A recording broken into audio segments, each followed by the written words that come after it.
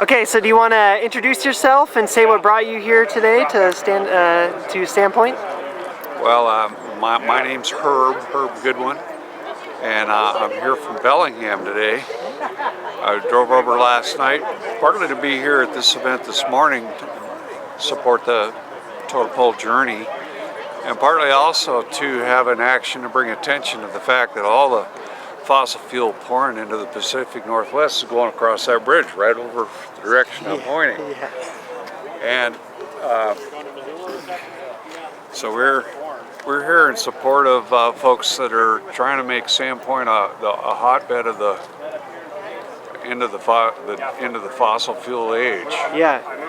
And they want to build a second bridge here. It was going to be they were going to start a year ago, and then it got postponed. But the fossil fuel industry now wants a second track going across the bridge here. And will you explain for folks why Sandpoint is such a critical place for all these fossil fuel exports? Well, the reason it's critical is both the BNSF lines, which come in across the northern end of Montana, are bringing on all the Bakken shale oil. They come around the lake and then go across that bridge. They come in from the east, and then we have another set of trains coming in, which is Union Pacific, and they come in from the Idaho Canadian border up here, about 16 miles to the north, and they're bringing tar sands bitumen through here. So over the course of a day, I think there's 45 fossil fuel trains that go across this bridge in the course of a day. So a lot of them carrying coal, a lot of them carrying tar sands crude, and a lot of them carrying Bakken crude. Yeah. And we've just got to quit that stuff. So. Yeah. This is really the bottleneck. We have actions going on at the end of the route where these trains are headed. Just yesterday in Bellingham, we had a blockade of a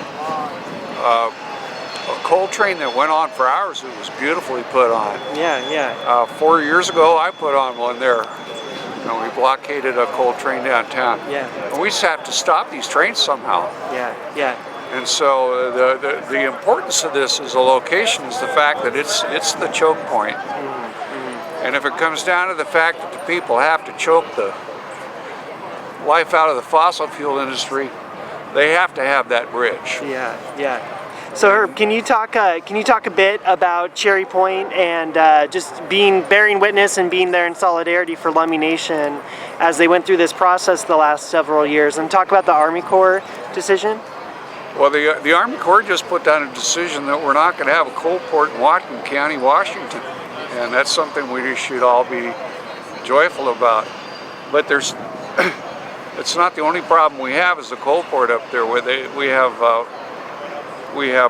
I think mostly Bakken oil coming into our 2 refineries there in Whatcom County, and as long as we have a civilization dependent on burning fossil fuels for energy, and have the need for more and more energy, because more is better, whatever that philosophy is, we're going to burn up the earth with that kind of a policy. It's just going to get too hot. And looking, and looking forward, just in Whatcom County, now with the Army Corps decision, we're still kind of a source point for potential export plans. Do you want to talk a bit about your hopes for this next year and continuing the resistance against these fossil fuel export plans? Well, we got to make sure export doesn't escalate.